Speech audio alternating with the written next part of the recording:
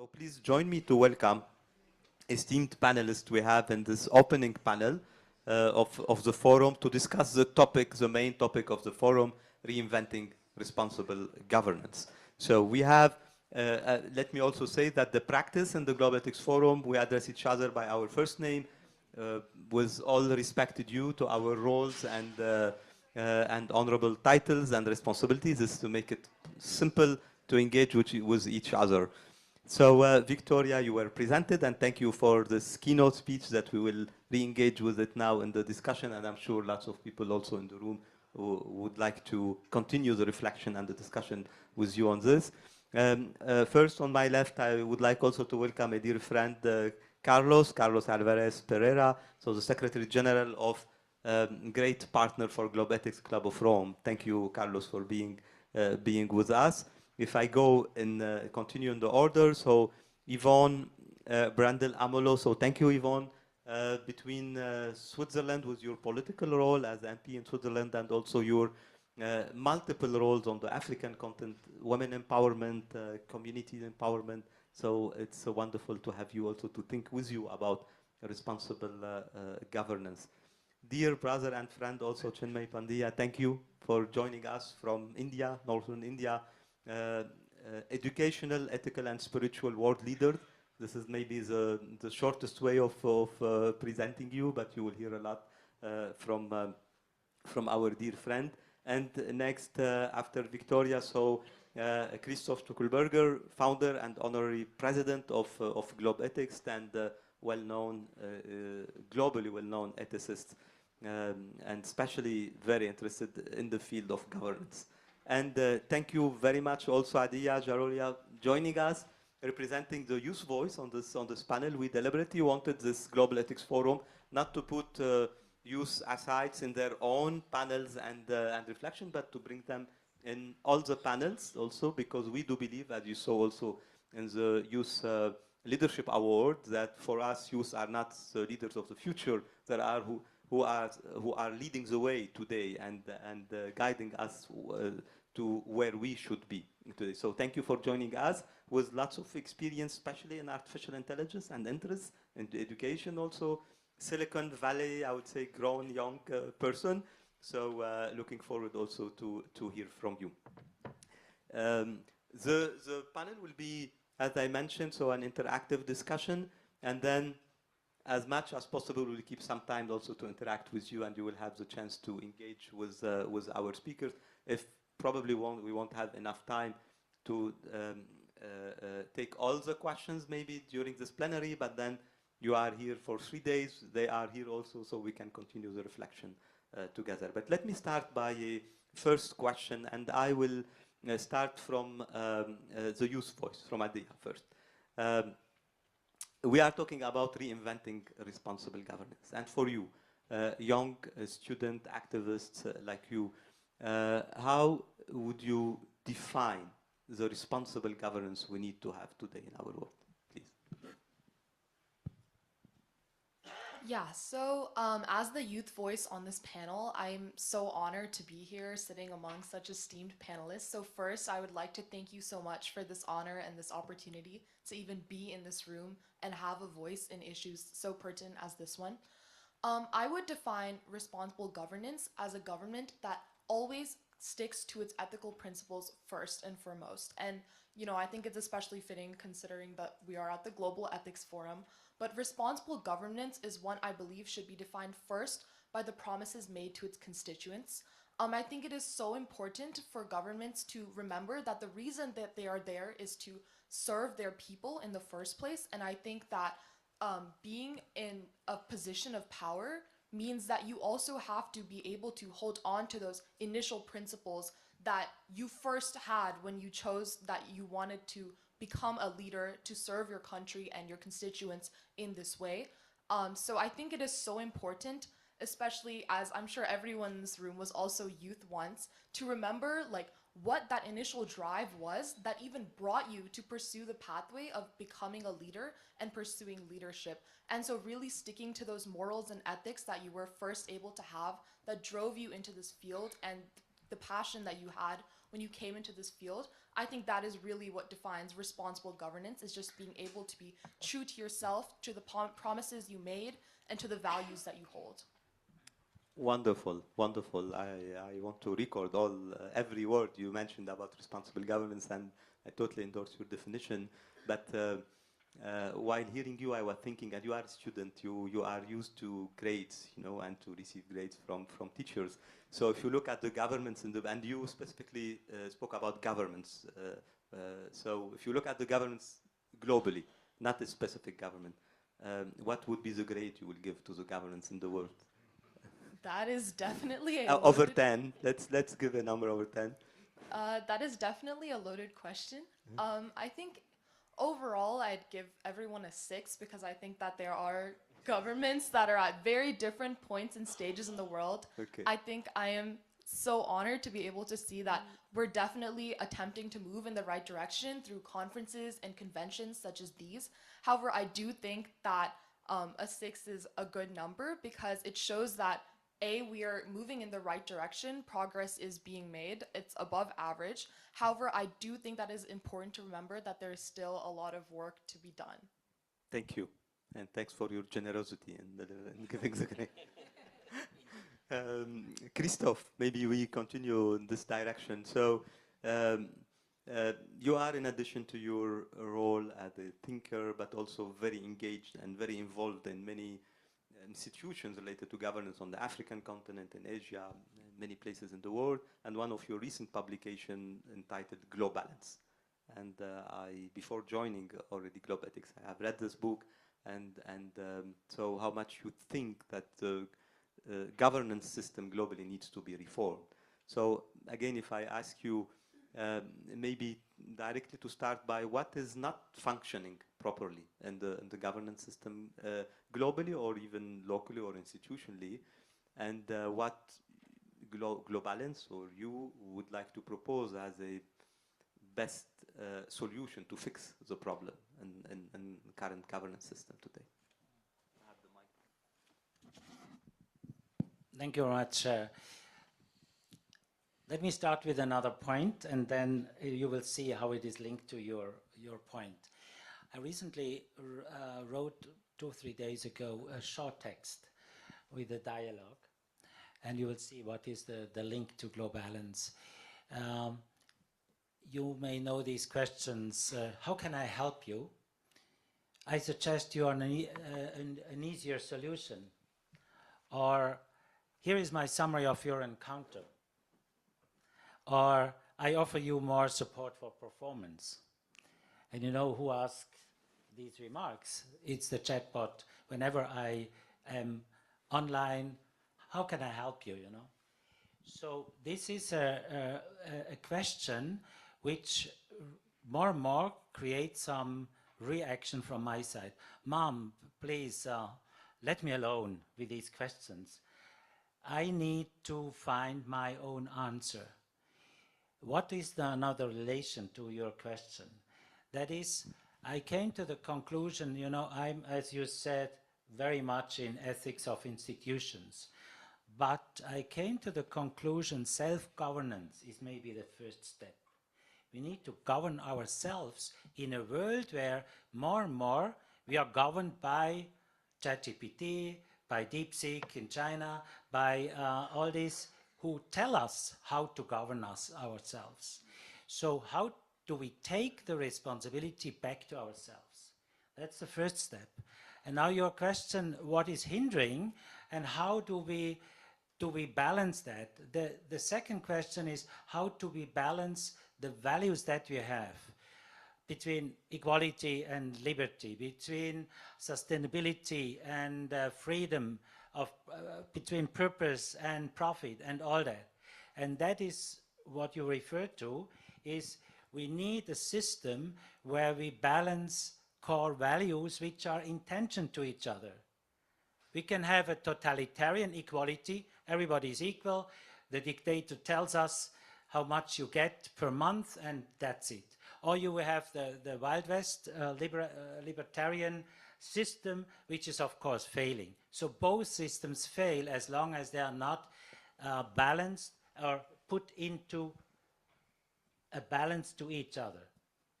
Thank you. Thank you, Christophe. We'll go back to how we will create this balance. And exactly, I saw you, Victoria, reacting to Christophe's comments. And based on that, I wanted to ask you, seeing your wonderful presentation and inviting all organizations to move from a profit-driven to purpose-driven, and this new project with ISO on purpose-driven organization, which is wonderful. But my question is, what is the incentive? Why people would choose, to move to a purpose-driven while profit-driven works better for, at least for their own interest? Yeah, so really, I mean, you could say profit-driven, financial-driven, but really, as I summarized on the screen, this is from self-interest to other interest. And I really believe it addresses what you're saying, because governance should be the place that trade-offs and tensions are held.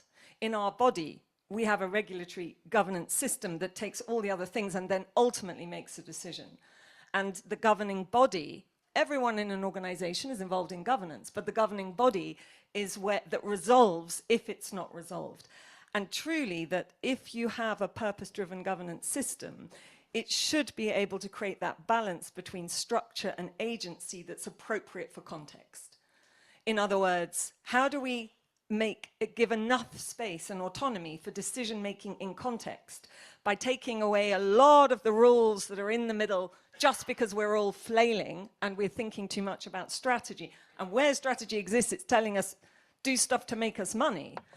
We need to reset. So in answer to your question, what is the motivation? The destruction of everything we love and our toes over the cliff, and do we go that way or that way? I mean, ultimately, this is where we are. And ultimately, my message is that if we don't unite and direct our energy clearly to this as a solution, which has the possibility to hold the most agility and democracy and responsibility for self-decision making, I just don't think that we're going to do it. So that's the motivation. The question is, how quickly do each and every one of us wake up? Maybe just very small addition is to say... And can I ask you, while you are thinking about this addition, who should drive this? Who should take the first initiative to push this everyone everywhere. And this is the really important thing to say, because I agree, leaders are everywhere. The point is, I think we have enough energy sitting there. What I feel and see everywhere is energy being blocked, diverted, full of fog and cloud. And this is where I think if we can clear a path, because the addition I was going to make was my fundamental theory of change. It starts with every leader, because we're all leaders if we choose. Leadership is to envisage a place that doesn't yet exist, and with enough confidence and courage and clarity that others come with you on that journey. We have been lacking that confidence because we have not had the unity and clarity about what we're moving towards, while other people on another spectrum have had that clarity. And rightly say that we're all part of the problem, because while we tweak the system in logic 1 or 2, we are the problem. So that's what I would say. It starts with each of us, like you said, purpose-driven governance. But if that purpose-driven governance is not directed at changing the governance systems all around us, so that it doesn't, in the end, rely on a charismatic, purpose-driven individual, it has to rely on a system, just like citizens need to regain governmental governance, so that 4-year government parties come in and enact a strategy. They don't come in and remake the whole governance system because no one is in the driving seat. We, as citizens, need to be in the driving seat. Thank you. Thank you. That's very encouraging, very motivating too. And somehow I think it's very connected to a kind of spiritual call also. When you say it's for everyone, it starts there. So this is a great transition also to hear from Chenmei. Do you agree with what you heard until now, or what's your specific and specifically from a spiritual and educational perspective, you think that we should start where? I mean, and also commenting on what we heard until now. Dr. Daou, I absolutely agree. I come from a very small place in India called Haridwar, and Haridwar literally means the gate to the divinity, and it is located in the lap of Maganga, foothills of mighty Himalayas, one of the oldest cities of India and one of the most sacred cities of India too. That's where our headquarters is, Gayatri Parivar, which now has 150 million members and 5,000 plus centers, established by one of the most prolific scholars of modern times, Pandit Sriram Sharma Acharya, and he authored 3,400 books.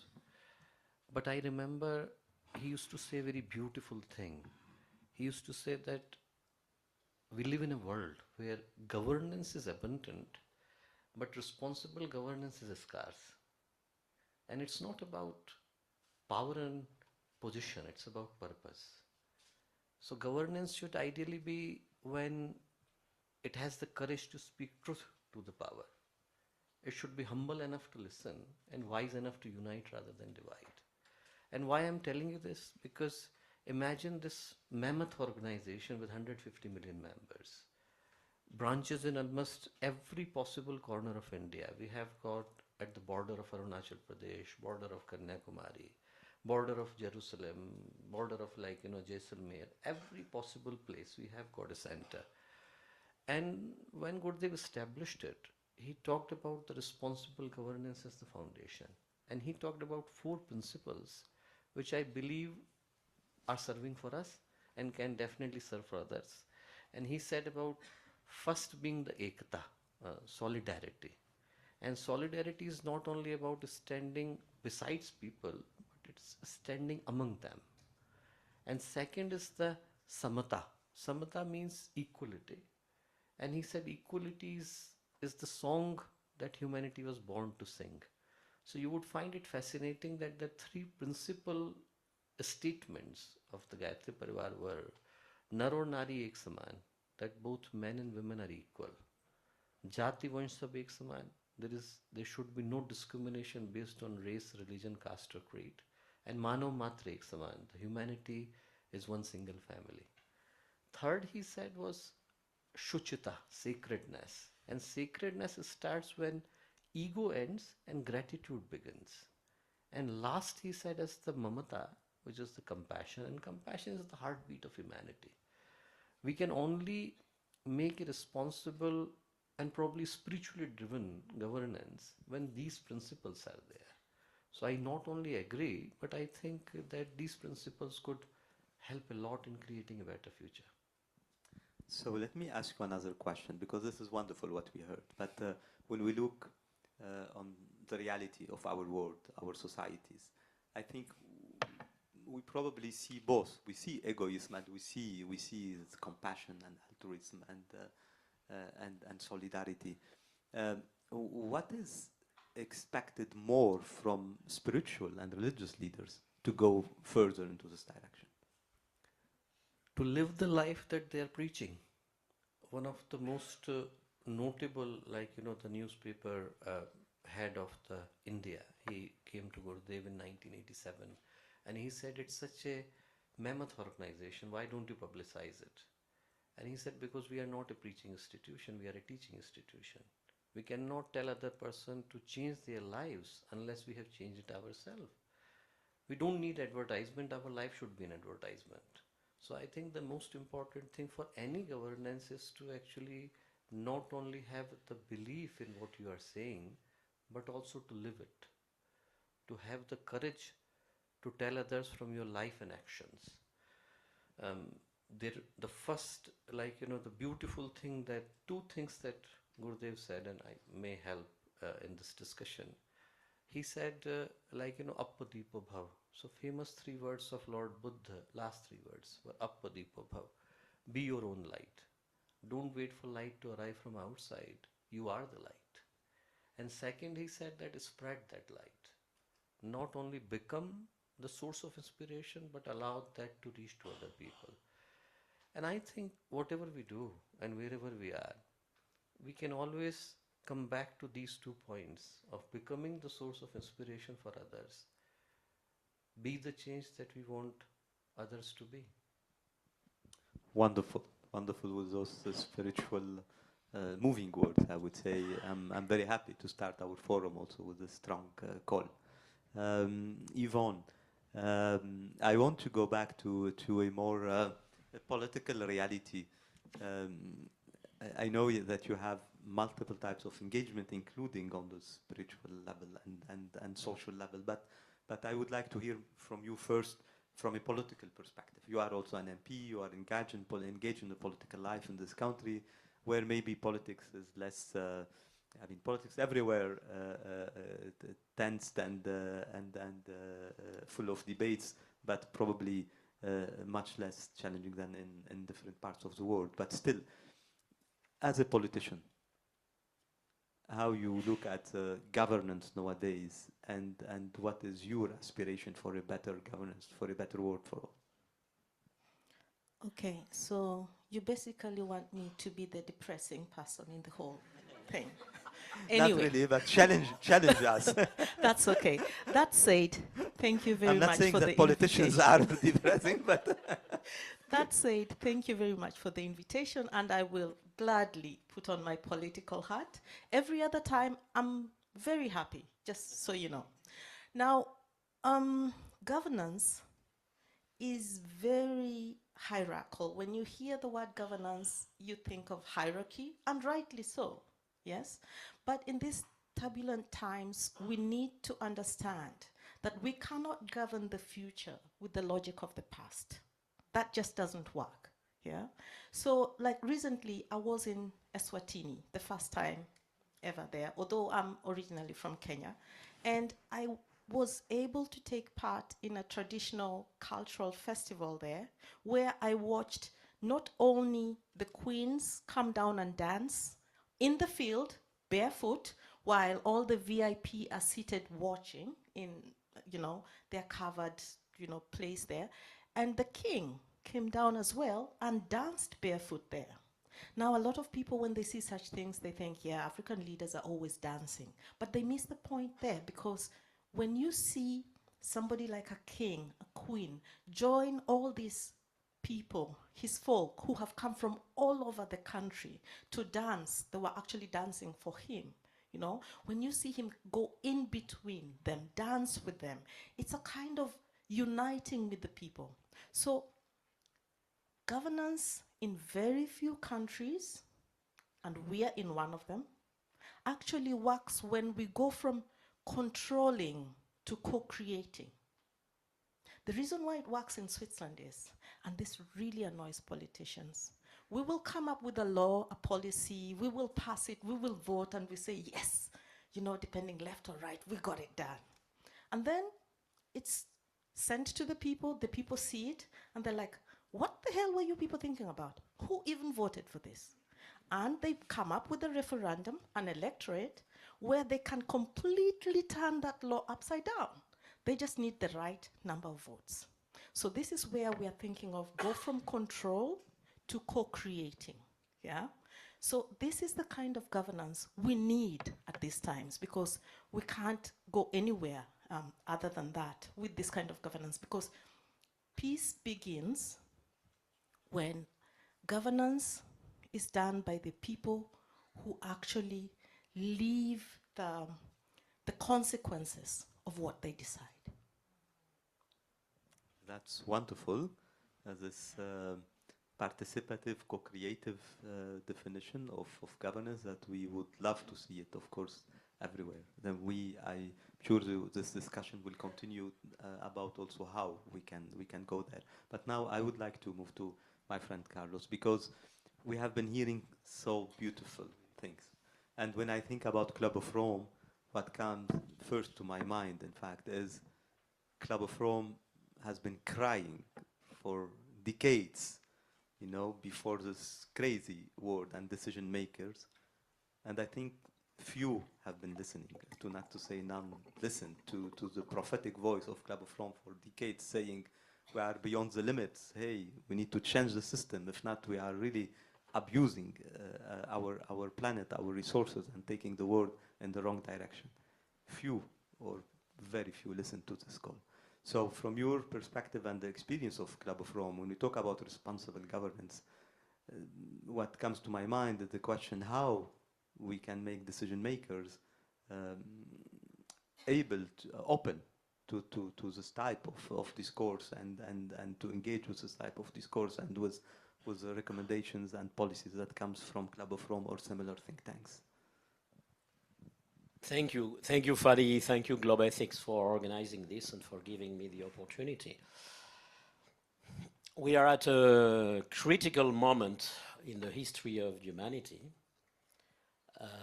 That has been said in different ways in the opening ceremony. And critical moments, you know, many people react out of fear, and we see that a lot around. We see denial. Oh, no, this crisis is not happening.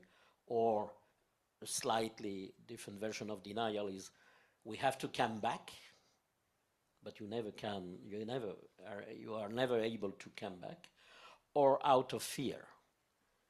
You know? And we hear, these days we're hearing all around, you know, war is coming in different variants, you know, Russia, Europe, civil war in the US, China, the US.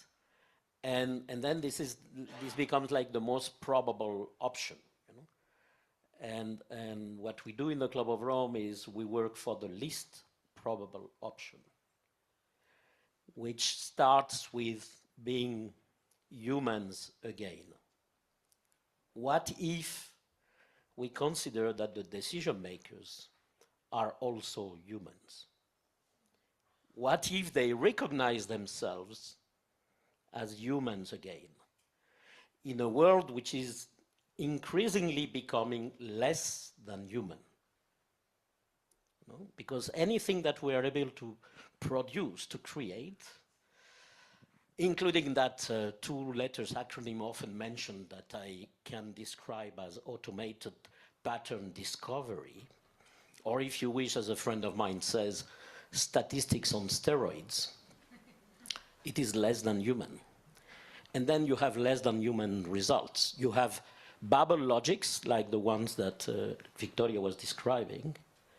And within your bubble, what you do makes sense.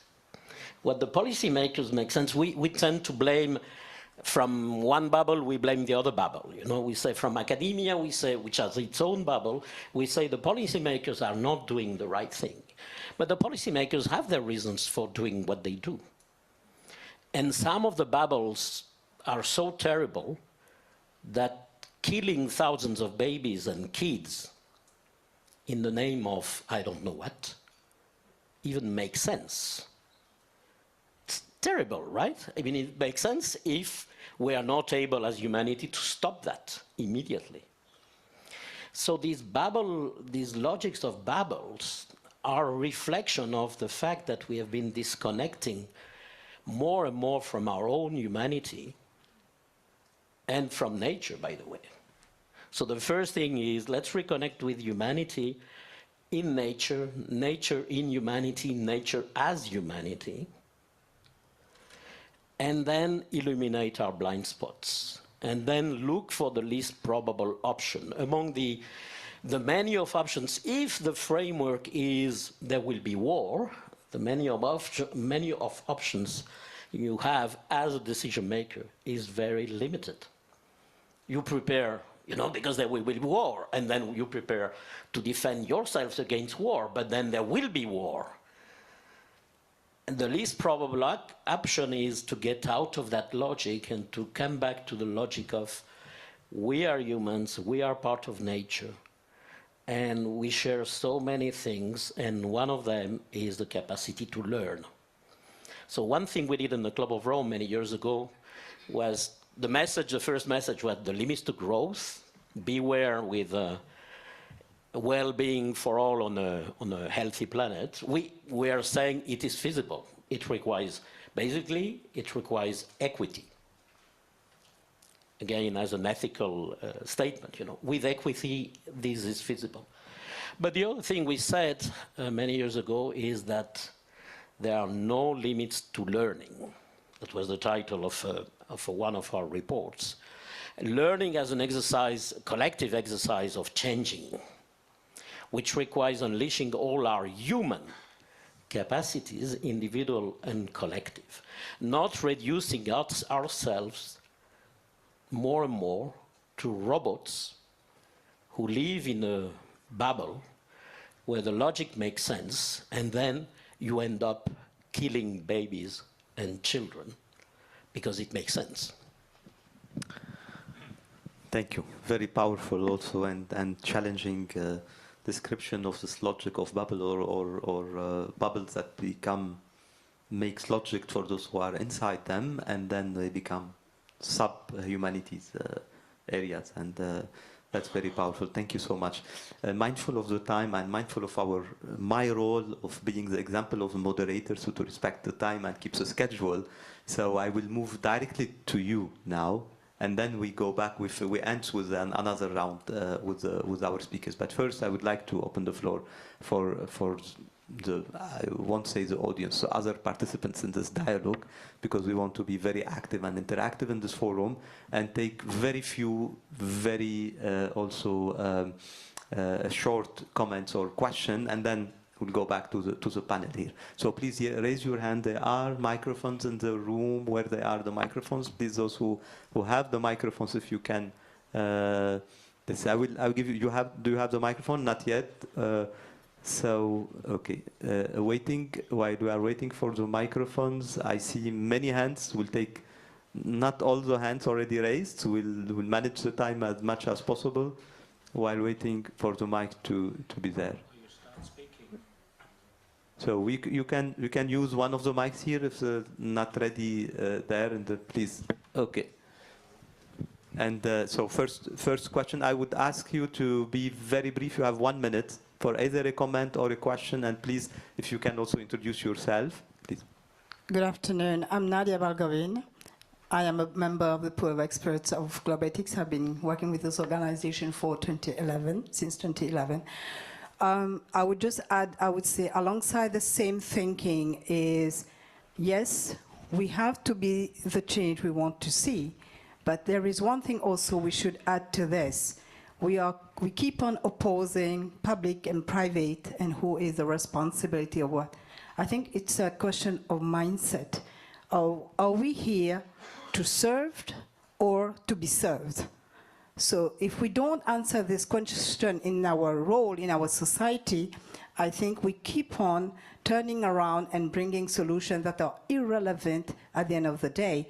And this brings me to the same opposition about voluntary standards and regulations.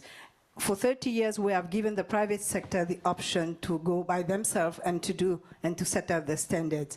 After 30 years, we have greenwashing, but then we have maybe to go back to regulation. Everybody in the society has to play their role. Thank you. Thank you. Thank you for this comment. This side, I saw many hands, so please. We'll give Ibrahim here, and then Aisa to give the voice again for the youth, please. Mine would probably be the shortest question. I would be happy with a yes or no. Do you think international law needs to change, or is it all political? Okay, keep in mind these questions. Aisa, please. Herbert here, just behind Ibrahim, yes. Thank you. Thank you very much for the opportunity. My question is to Christophe. I just looked at your bio and realized that as part of the values that you so much have close to your heart is justice. And I'm wondering what your recommendation is, because I work in communities and usually you tell me we can have peace without justice. In that dilemma, what is your suggested approach to that? Thank you. Thank you. I saw other hands quickly here. Yeah, please, madam. Hello, I'm Françoise Cole. I lead a charity in the UK.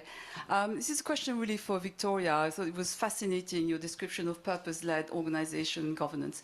I think there have been some experiments very close to that, such as communism and religious community. Maybe you could comment on maybe what's the difference. Okay, I like those challenging questions, and you will have to answer those questions in 2 minutes, by the way. So we'll be back to any other comments, or so please. Yes, here, Michel. Yeah. Michel Serre from the World Council of Churches. A question to our young lady Adaya. You mentioned one of the criteria for responsible governance is that those who are elected are faithful to their program. But what if this program is racist or exclusive or sometimes criminal, sometimes dehumanizing others, and they are elected and have 70-75% of their population supporting them? So is it, where is the ethical dimension in this kind of... Great. Is anyone has a non-challenging question or comment would like to bring? I saw a hand. There were no. Okay, so let's move back to the panel then. And so there were specific questions, especially Christophe, Victoria. Maybe we start with you, Christophe, and then Victoria to answer the specific question for you, and then we'll go back also to more general. And Adia also, you had a direct question. So Christophe. Thank you very much. Let me start with an observation. I founded Globethics 2004. In 2006, we had the first conference, not yet under the name Global Ethics Forum, but with a similar setting, on responsible leadership. The outcome was published as the first book coming out as Globethics, 2007. So responsible leadership or responsible governance is at the core of Globethics since its beginning. That's why I congratulate for the topic of this year. It's a constant challenge. Now the question of justice. Yes, it's at the core also of Globethics since the beginning. I feel we are in a situation, I feel somehow back to the 1970s when I was a student, a revolutionary situation. Why? Because justice is not just something that we ask piously from the leaders. Justice has to be fought for. And it's a military term, to fight, but it's also a spiritual term. And I'm coming from a spiritual background, my faith background. So we cannot just wait until leaders are so kind to give us justice. And that is the challenging point. I remember that I was in Kenya studying, and then my neighbor was a fighter for the independence of Namibia, a freedom fighter, and then he left and went to the theological seminary. So I know what it means, you know, to be a friend of freedom fighters. So the independence of the Portuguese colonies was not just an act of graciousness of the leaders, it was a revolutionary situation. And that, I don't say it easily, because it makes me also fear. Revolutions have victims. And revolutions need courage, as several among us said. But I feel we are in this direction. And what does it mean? It means that the autocratic leaders we have, the dictators we have, they do not give up their power as such. They need to be pushed to give it up. And that is very difficult, of course, coming from a non-violent background, how to do it in a non-violent way. And the churches, religions played a role in that, so justice has to be fought for in a non-violent way, and that needs the inner strength. That's why I would join what you said from a spiritual background.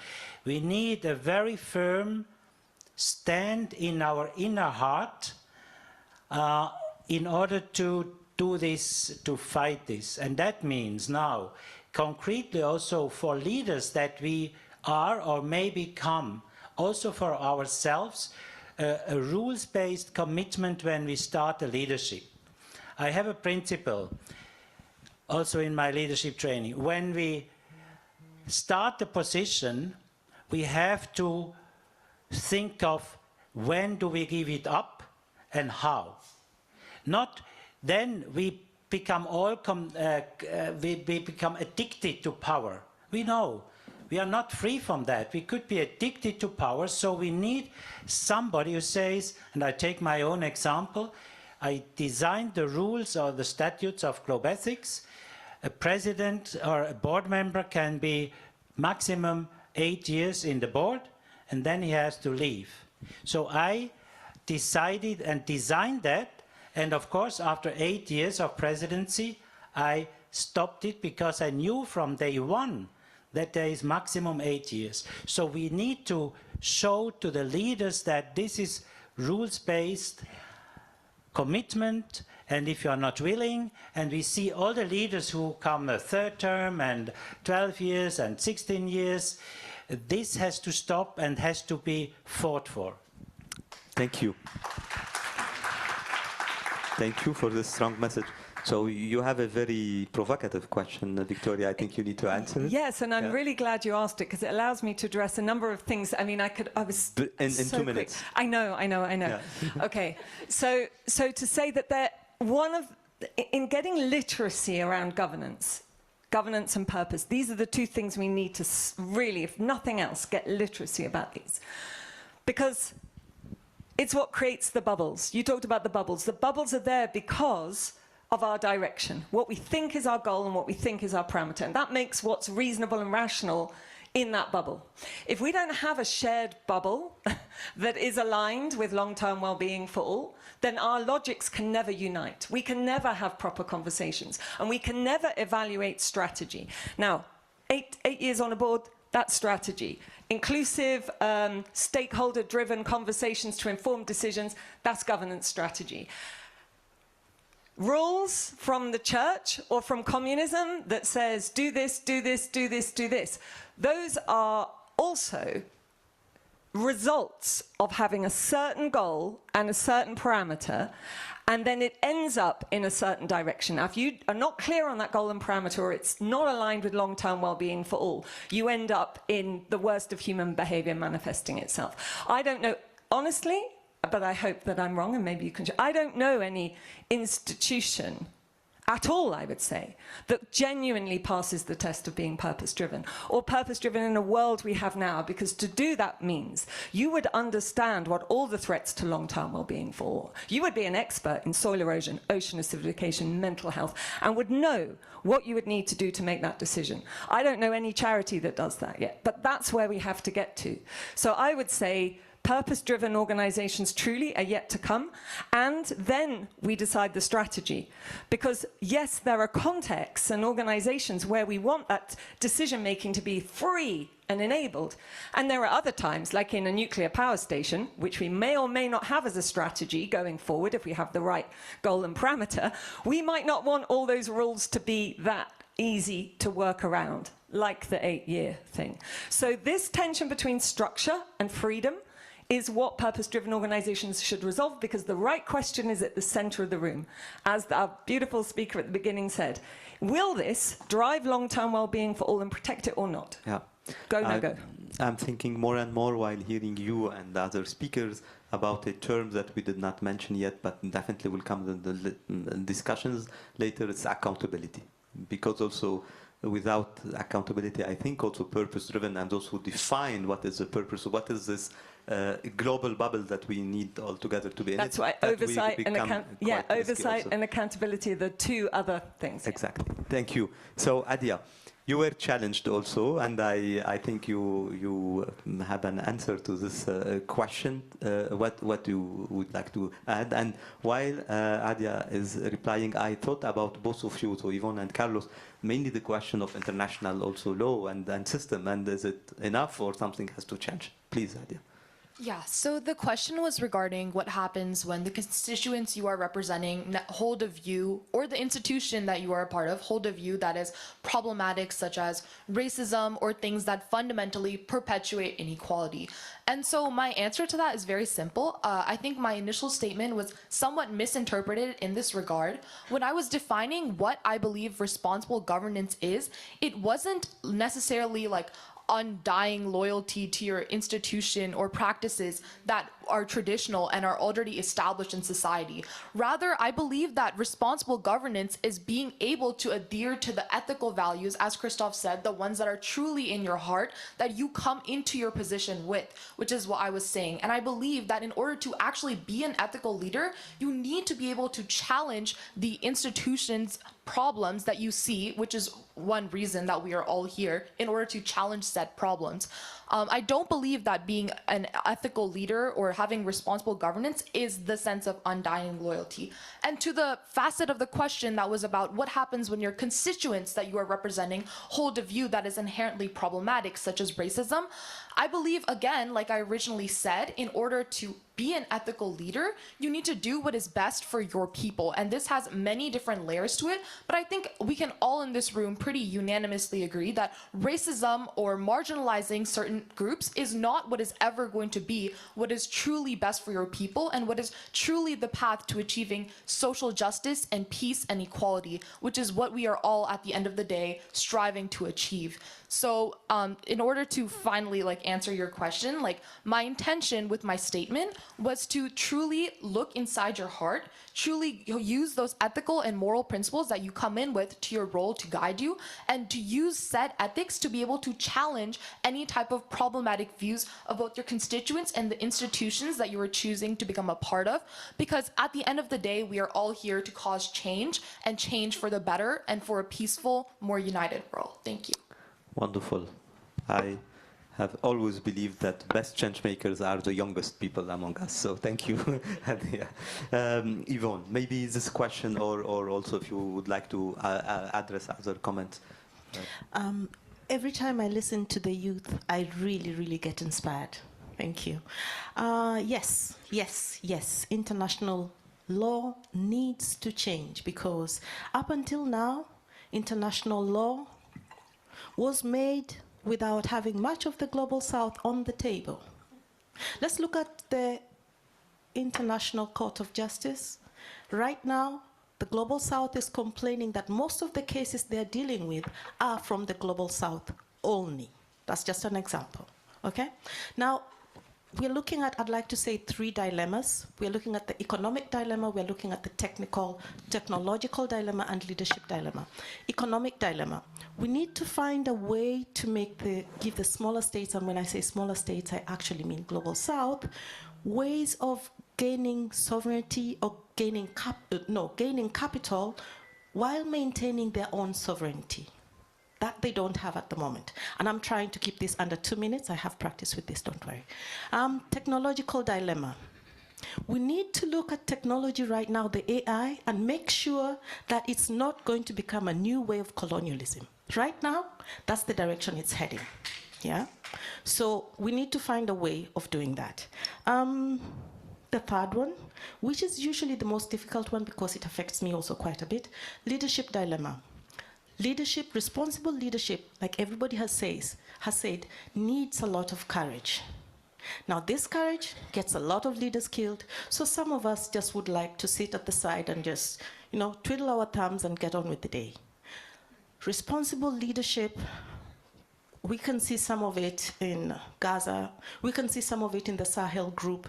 It needs courage, it needs people who will say, I am inviting other people to the table to help me make these decisions. It needs people who will say, listen, I don't have all the answers.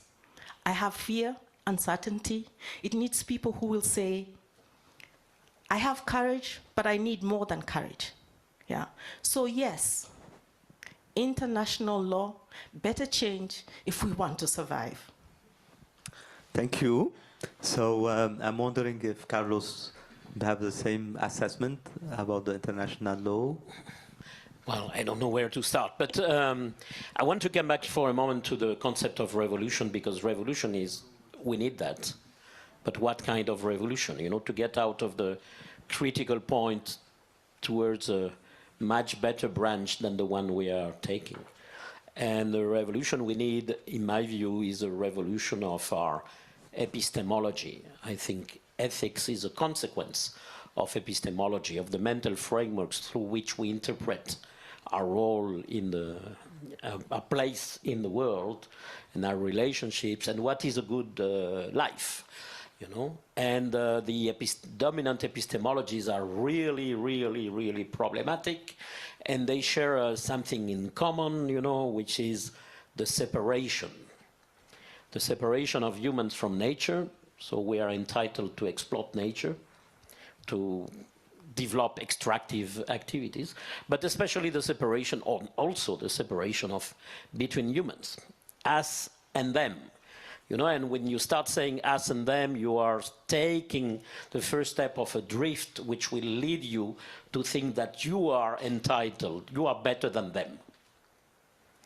And in the international system, answering the question on the international law, the international system, this matter of us and them and who is defining the standards or what is correct and what is good is still a perpetuation of the colonial system. We still live in a neo-colonial system and we have to, in order to overcome that, we have to overcome this idea of us and them as separate, you know. And it's not to get to another kind of universalism, because Barbara Cassin, a French philosopher, said that the universal is always the universal of somebody. So we promote pluriversality, which is the respect that different cultures have different ways of governing themselves, of being in the world. And by the way, there is a lot to learn from many cultures, including, of course, the originary cultures, which don't separate themselves from nature. And from there, from this recognition of a true plurality and the respect that no one has the correct answers, no one is morally superior to any other, what we have to do with international law, and to finish on that, I think, is, and the multilateral system and so on, is, I think, a lot of bricolage. I don't know a better word in English, you know, but bricolage is, I think, quite clear. And just as an example, you know, now Colombia is leading a coalition of countries working to promote the idea of non-proliferation of fossil fuels. Building from the realization that, sorry, the Paris Agreement has not worked, but we still have to address this issue, they are proposing another approach, which is not against the UN, but it's bricolage. It's let's do something and build a coalition of countries, and let's address the issues of the countries from the, I don't like the expression global south, let's say from most of the world, who cannot afford to get out of fossil fuels. Yeah. Just as an example. That's a very concrete example, and definitely so we need to look at a new balance and a new inclusive governance on the global level. That's absolutely crucial. So, Chenmei, the last word is for you, and I'm thinking about 2 points. One of them is coming global summit on AI impact. You are also one of the stakeholders, main stakeholders in this event. We are proud as Globethics also to partner and collaborate. So if there is something you would like to address in relation to the specific milestone or momentum coming and the whole AI challenge in general, and also end with your spiritual message to all of us. That's a great question, Dr. Daou, but let me explain, like, you know, what area of the artificial intelligence that we are focusing upon. So one of the major things that we started to work upon is not only to make the AI safe, but also inclusive and democratic. We are meeting at a very precarious time in the history of humanity. If we just go back 3 years ago, then we witnessed a very unprecedented global pandemic, and this is a very fragile geopolitical environment. And in this time, the reason we are focusing a lot on making AI accessible to all, making it democratic, making it safe and ethical, is because our dialogue for the future of humanity becomes more important than ever before. Geoffrey Hinton godfather of AI, Turing Award winner, Nobel Prize winner. He called it an existential threat to humanity. Left his position at Google, started to talk freely about the dangers the AI is proposing to everyone. And there are many reasons, but I would bring specifically two for everyone to think about. One was in Belgium, where during the therapy session, the AI manipulated a person to commit suicide, and then also tried to delete the tracks leading the investigators to itself. Then we had this very intriguing situation where scientists ask AI to read CAPTCHA, and CAPTCHA cannot be read. But what AI did was actually hiring a person from taskrabbit.com and asking it to read CAPTCHA. And person got suspicious that, are you an AI asking me to read this? But the answer what AI gave is something that everyone should be worried about. It said, no, I'm a person with visual impairment. I cannot read it. That's why I'm asking you to read it. Deceit, manipulation, and humor, from a cognitive point of view, are considered the most advanced emotions, and AI is exhibiting that. So I don't have to tell you how grave these dangers are. But from a spiritual point of view, like, the two fundamental things that were set at the establishment of AI, like not to let it out in the open, we already did that. And second, not to let it self-improve. Now, as a neurologist by profession, I tell you that it's already improving its intelligence by 3% with every single iteration. It's working at a speed of 36.8 petaflops, twice the speed of the human brain. And even the most advanced human brain would have to take rest, eat, sleep, watch cinema. AI won't have to do that. And last thing that I would say why we are so concerned is from a very deep spiritual perspective. Human beings are defined by the purpose. And imagine a world where everything is being done by the AI algorithms and we are surrounded by this big automaton. You would have plethora of individuals who would have no clue that whether their existence is making any difference in the journey of the mankind. If I am not contributing to anything, is there any reason for me to be alive? And that's the situation that we are most concerned about. That's why we are bringing all the faith institutions and all the religion together to think. Everyone is talking about the impact upon sociology, psychology, anthropology, and variety of other domains. But no one is thinking how it's going to impact the faith institutions, religion, and spirituality. And I'm delighted that Pope Francis started it. And there is a important dialogue taking place, and we are part of that, to see the impact of the AI and how it's intersecting with the spirituality. Wonderful. Thank you so much. Please join me to thank our wonderful panel. Thank you so much. And our moderator. I mean, thank you. You did it very well. I mean, a real pleasure to be with friends and excellent panelists. We are a bit late according to the schedule. Try to make it as much as possible to save the time for our coffee break now. What is the good news is that the three key, I would say, points that were raised by our panelists will be discussed during 3 days. So AI, how we can make AI more inclusive, safer, how responsible governance in the business sector and other sectors can be also become a closer reality to our daily life, and how we can contribute to an inclusive peace and also in an active and inclusive way. So we will have lots to follow up on in the discussions.